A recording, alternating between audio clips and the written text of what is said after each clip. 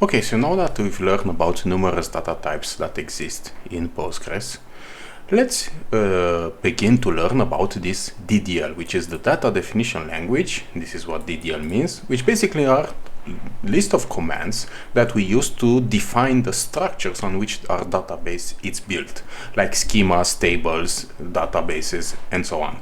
And we'll begin with this create command, create statement, to create some tables. And for this I just have my pgadmin opened, the query tool, and for this let's begin by not testing on this public schema.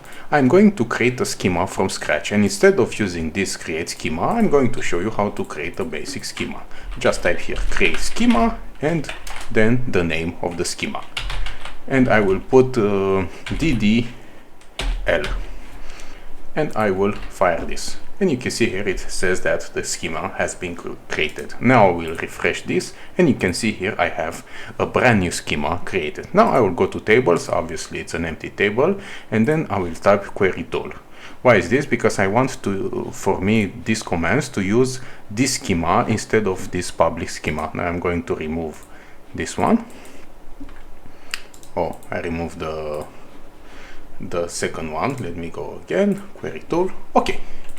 And now I will show you the general syntax to create a table. Now it's much more complex than what I'm showing, but I'm showing you the most simple version. So it's create table, then you put here your table name, then you open parentheses, and then you put your column name, and then your column data type, because every column needs to have a data type, and these are the minimum requirements to create a simple table. Obviously you will see there are much more commands that we can use, but let's begin with the basics.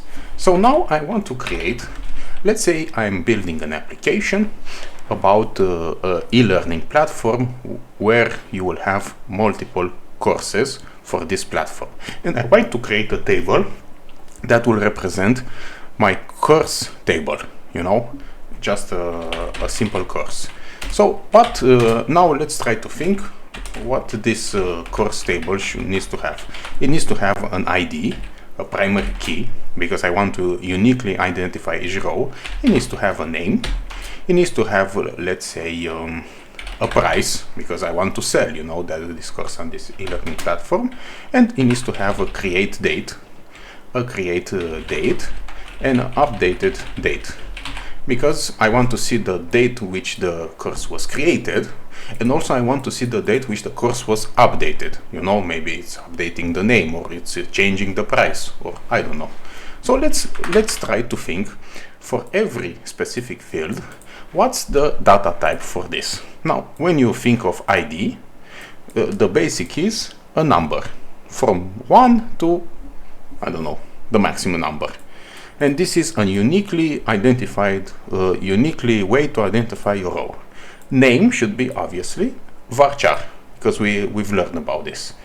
Price should be, let's think, it can be a whole number or it can be with decimals. I want to be decimals because this is the accurate price. Create date should be a timestamp. That means timestamp also with time and date, and update should be the same. So what will be the syntax? Something like this: create table, course. This is the table name. I'll open parentheses, and I'll put the first column ID, and it should be a integer. Now I will put the name, and it should be varchar. And you remember you can specify the maximum range or not. I will specify, let's say, 255, so I will have a limit. It should not be a course longer than this, although this is very big. Price should be, it shouldn't be integer, because you can have, you know, with decimals. So it should be either a decimal or a numeric, because if you remember, these two are exact, and you can have calculations based on this price. And create day should be timestamp. Timestamp, also update the same timestamp. And I will put semicolon here. Now, as a standard way of naming your columns, when you have a column that consists of 2 words, it is standard to have this underline. Maybe if you are familiar with programming languages, it will be something like this in programming languages: create date, update date. But in Postgres or in a database, this is the standard way of putting names to your columns. Now, obviously, you maybe find projects where this is not respected, but you try to keep it standard. And then I will just select this and fire, and you can see here it says that the table has been successfully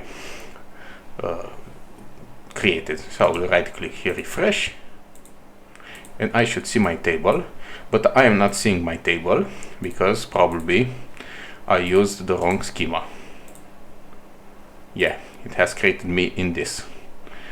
So to do this, what I'm going to do, I'm show you how you can use it on the right schema. I'm going to drop the table course here, and then you can drop it, and now it's being dropped. This is the command to drop your table, and now I can put here the name of the schema like this.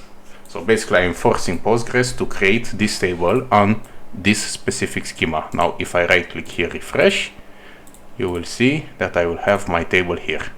You see, because I needed to specify the schema, because by default Postgres is using my public schema. And this is how you just create a simple table.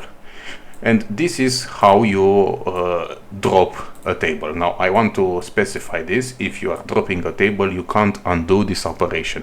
You need to either have backups or you are screwed. So this is about the create table statement in just simple terms.